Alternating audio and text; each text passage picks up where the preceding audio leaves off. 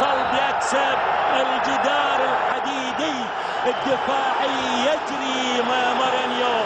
سنوات جوزي مورينيو، هل من كلمة الآن لمشاهدي قناة الجزيرة الرياضية وخاصة المشاهدين العرب، وأنت الذي تعرفت عليهم خاصة في مباراة اعتزال اللاعب السعودي الكبير الدولي نواف التميات؟ تفضل.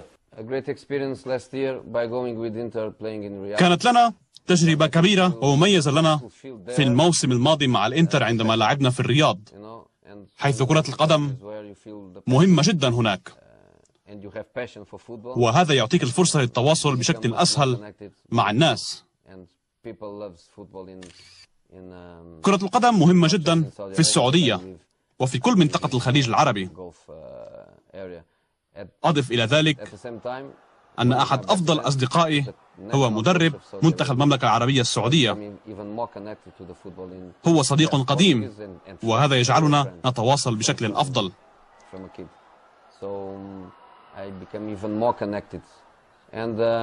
أنا أحب اللاعبين وأحب طريقة اللعب هناك.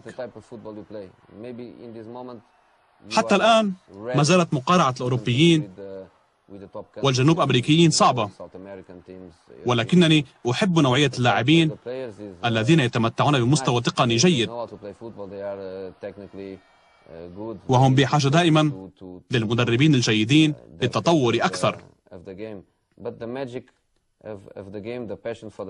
سبق لي أن شاهدت عددا كبيرا من المباريات وتمتعت بها.